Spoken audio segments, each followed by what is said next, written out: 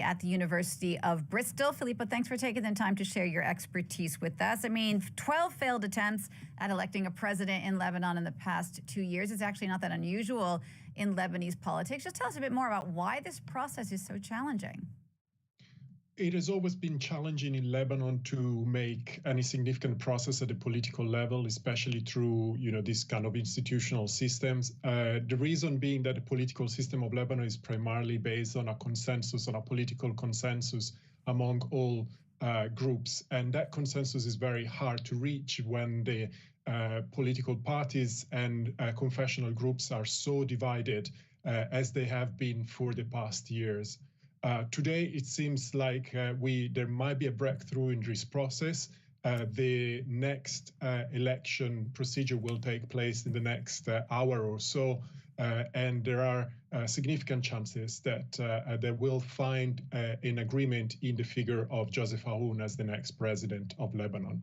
Is it unusual, this kind of pause between rounds of the vote? Some critics were saying that the second round should have happened immediately after the first one.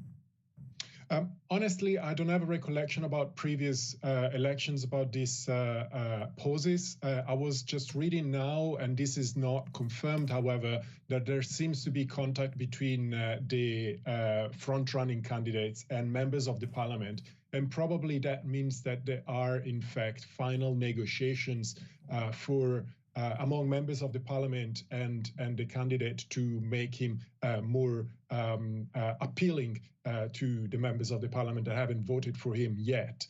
So that is, in fact, a possibility. Another thing I've seen, and again, possibly not entirely confirmed, currently in the viewers gallery of the Lebanese parliament, there are at least 4 or 5 ambassadors from foreign countries that are basically observing the procedure. And apparently also the Iranian ambassador has joined that gallery at that point, meaning that this could be a further sign that the next election might be decisive for the election of the president. Now, Joseph Aoun is the Lebanese army commander. If he were to get the presidency, he'd be the latest in a line of military generals to become president. Why do so many Lebanese presidents come from the army? Well, it is basically become almost a tradition within the Lebanese political system, let's say.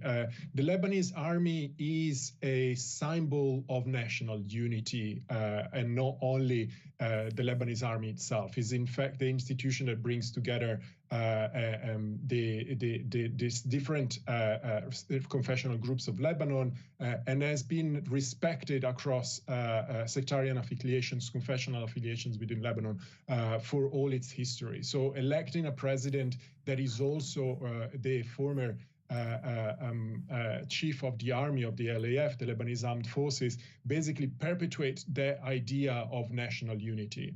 On the other hand, also, Lebanon is very much looking for institutional credibility at this point. And Joseph Aoun, along with other former members of the army, do reflect that idea of credibility. Joseph Aoun has a strong endorsement from Western countries and countries in the Gulf as well. And he's also the head of the army, and the military situation in Lebanon is critical at this point because there is a very fragile ceasefire agreement with Israel taking place. And therefore, that continuity between the military role and the presidency may facilitate the consolidation of that ceasefire, which is very, again, vulnerable as we speak. Would you say that this is perhaps one of the most important junctions in Lebanon's history, given the current state of the country, the current regional context? I think that is actually the case. The regional context is changing radically with the developments that have been taking place in Syria recently. Syria being a very important actor, not only for regional politics broadly, but also specifically for Lebanese politics itself. And therefore, the election of a new president at this point is a crucial moment.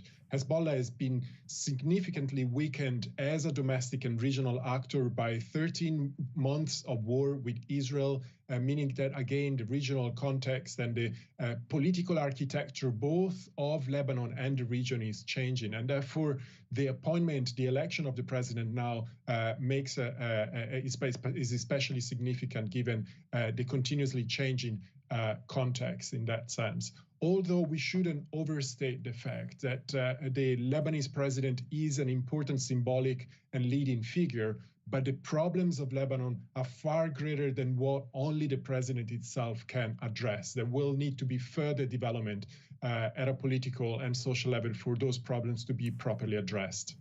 Filippo, thank you for that. Filippo Dionigi there from the University of Bristol talking to us about that vote that is going on today in Lebanon.